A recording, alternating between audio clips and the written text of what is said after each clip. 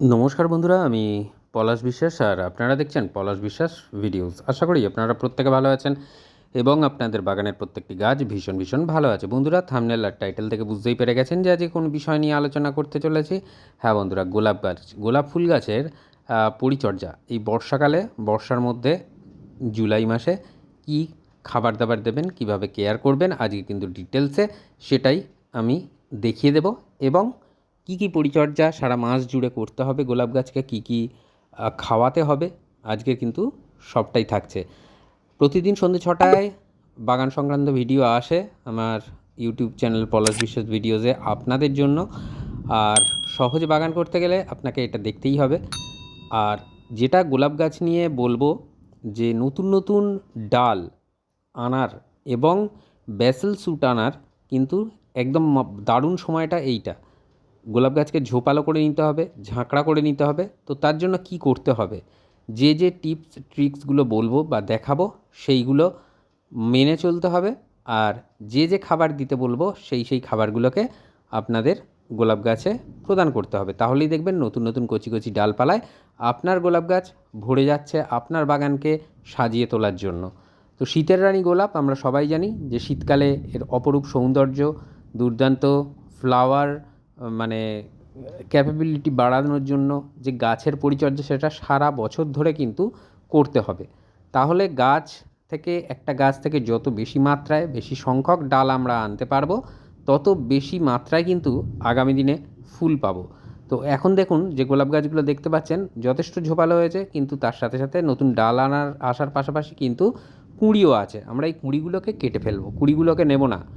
গাছের যে এনার্জি সেটা এই সময় ব্যয় করাতে হবে কোথায়? এই সময় ব্যয় করাতে হবে নতুন ডাল আনাতে, নতুন শাখা তৈরি করাতে, এতে ব্যয় করাতে হবে। যদি আজকে এটা আমার দেখুন মাটির মিডিয়া আছে, যে সিন্ডার এবং মাটির মিডিয়ার দুটোরই বলে দেব পরিচর্যা। তো এই যে নতুন ডাল, নতুন পাতা আসবে গাছে, কী করতে হবে? আজকে যদি কুঁড়িটা বড় হবে, ফুল ফুটবে, তার জন্য গাছের কিন্তু এনার্জি যাবে। সেই এনার্জিটা আমরা খরচা করতে দেব না ফুল ফোটাতে, খরচা করাবো কিসে এখন? গাছের বৃদ্ধিতে। তাই দেখুন, আর এইভাবে কুঁড়ি বা ফুল ছোটো ছোটো আসলে গুলোকে কিন্তু কেটে ফেলতে হবে, রিমুভ করে দিতে হবে। তো এটা সবার প্রথম টিপস এবং ট্রিক্স। দ্বিতীয় যে জিনিসটা বলবো, যেদিন বৃষ্টি হচ্ছে না অন্তত 3 থেকে 4 বার আপনার গোলাপ গাছকে স্নান করাবেন যদি সিন্ডার মিডিয়ায় থাকে। আর যদি মাটির মিডিয়ায় থাকে তাহলে অন্ততপক্ষে 2 বার সারা দিনে স্নান করান, তাহলেই হবে। স্প্রে করে স্নান করাবেন, স্প্রেয়ার বোতল দিয়ে সাধারণ জল, নর্মাল টেম্পারেচারের জল আপনারা দিয়ে স্নান করান। বিকেলের পর মানে সন্ধেবেলা 7টা, 7:30, 8টার দিকে যেটা স্নান করাবেন গোলাপ গাছকে, সেটা মানে ফ্রিজের জল এবং সাধারণ জল মিশিয়েও স্প্রে করে স্নান করাতে পারেন, ভালো রেজাল্ট হবে। আর এই যে দেখছেন অ্যালা ডাল গ্রাফটিংয়ের নিচ থেকে বেরোচ্ছে, তো এই অ্যালা ডালগুলোকে ভেঙে দিতে হবে, হাত দিয়ে এরম ভেঙে দেবেন, না কেটে, তাহলে দেখবেন আর বেরোবে না। আর অ্যালা ডালের পাতা আর নতুন যে গোলাপ গাছের ডালের পাতা, মানে ফুল হয় যে গাছে, সেই গাছের ডালের পাতা দেখুন, দেখলেই তফাৎটা বুঝে যাবেন যে কোনগুলো অ্যালা ডাল। এবং সর্বোপরি সবচেয়ে বড় কথা কি না, গ্রাফটিংয়ের নিচ থেকে কিন্তু এই অ্যালা ডাল বেরোবে। তো বর্ষাকাল, বৃষ্টি হচ্ছে, পোকামাকড় গাছে আসবে, এটা স্বাভাবিক বিষয়। তো আমি যেটা করি সেটাই বলছি। 10 দিনের ব্যবধানে আপনারা যে কোনো কীটনাশক ব্যবহার করবেন, যেমন কাকা করতে পারেন, থিটা করতে পারেন, ওমাইট করতে পারেন। তো তারপর রোগার, টাফগার, এরকম বিভিন্ন দুটো আলাদা আলাদা কম্পোজিশনের কীটনাশক রাখবেন, মিশিয়ে মানে অল্টারনেট করে করে 10 দিনের ব্যবধানে ব্যবধানে গাছে স্প্রে করে দেবেন। তাহলে দেখবেন পোকামাকড় লাগছে না, আপনার গাছ কোনো ক্ষতি হচ্ছে না, প্লাস কিন্তু গাছের গ্রোথ আসবে, বৃদ্ধি আসবে। যে যে খাবারগুলো দেয়া দেখাবো সেগুলো যদি দেন। তো এখানে দেখুন যে জলটা নিয়েছি এটা টিউবওয়েলের জল, আপনারা চাইলে পুকুরের জল ব্যবহার করতে পারেন। কিন্তু যারা ট্যাপ ওয়াটার বা মানে কর্পোরেশনের জল ব্যবহার করেন বা মিউনিসিপ্যালিটির জল ব্যবহার করেন, তারা করবেন কি, 24 ঘন্টা জলটাকে উন্মুক্ত রেখে দেবেন, কারণ ক্লোরিন ফ্লুরিনটাকে উবে যেতে হবে, তারপরে আমরা রাসায়নিক সার দেবো, নাহলে রাসায়নিক বিক্রিয়া ঘটবে। তো এখানে যেটা দেখছেন এটা ক্যালসিয়াম নাইট্রেট, এর মধ্যে ক্যালসিয়াম রয়েছে, নাইট্রোজেন রয়েছে, যেটা কিনা গাছের কাণ্ডকে মজবুত করবে, কাণ্ডকে শক্ত করবে। তার পাশাপাশি নাইট্রোজেন কী করে আমরা সবাই জানি, নাইট্রোজেন কিন্তু নতুন নতুন ডালপালা বৃদ্ধি ঘটাতে সাহায্য করবে। তো এই যে তরলটা বানানো দেখাবো আরও দুটো উপাদান মেশাবো। তো এই ক্যালসিয়াম নাইট্রেট দারুণভাবে কাজ করে গোলাপ গাছে। এই সময় বিশেষ করে যখনই বৃষ্টি হবে, বর্ষার বৃষ্টি বিরতির দিন, সেই বিরতির দিনটাকে মাথায় রাখবেন, মাথায় রেখে দেবেন। এবং 10 দিনের ব্যবধানে আজকের যে তরলটা তৈরি করা দেখাবো, এটা 10 দিনের ব্যবধানে আপনারা দেবেন মাটির মিডিয়ায়, আর সিন্ডার মিডিয়া হলে সপ্তাহে 1 দিন করে দেবেন।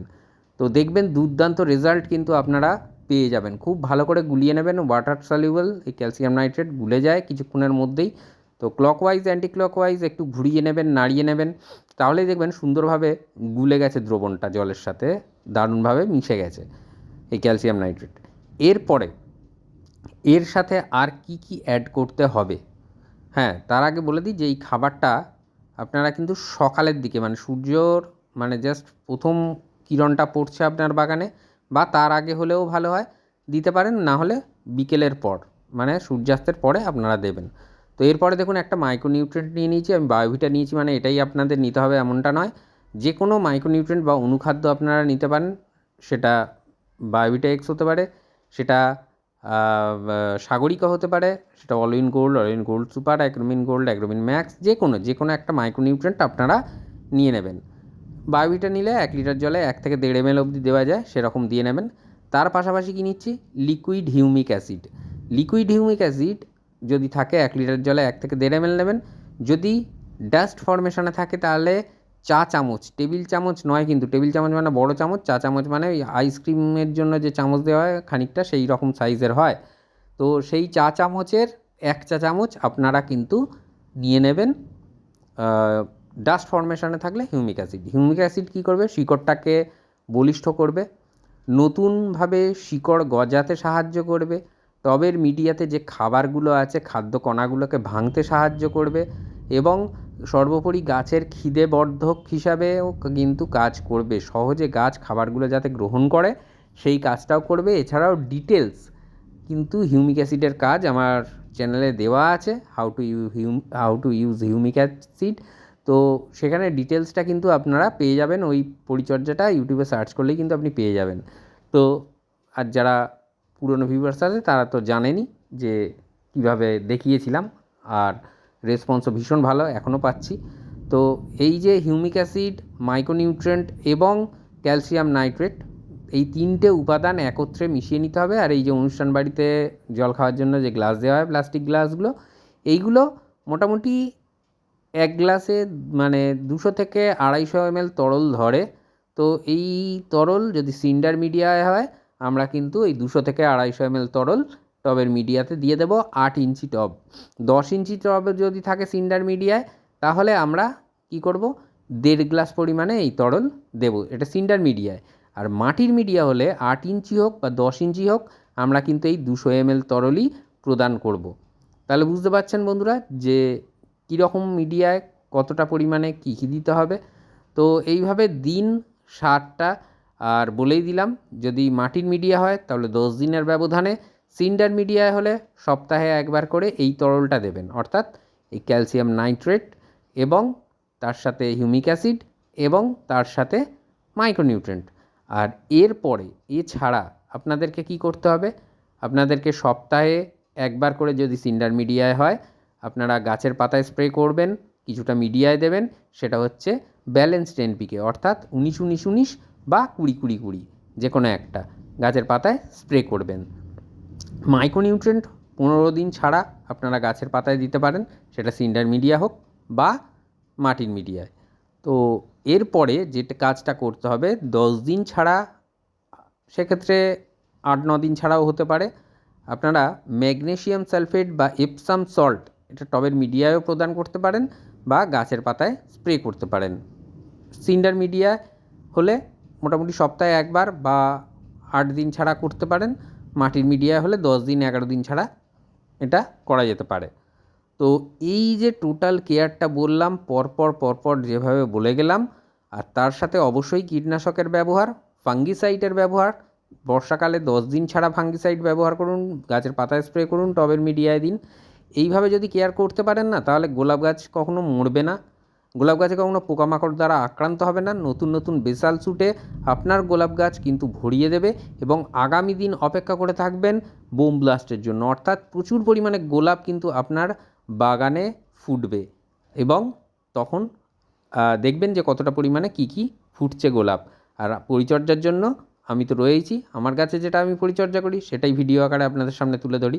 তো এভাবেই কেয়ার করুন, সুস্থ থাকুন, ভালো থাকুন, মন ভালো রাখার জন্য বাগান করুন, প্রচুর পরিমাণে গাছ করুন।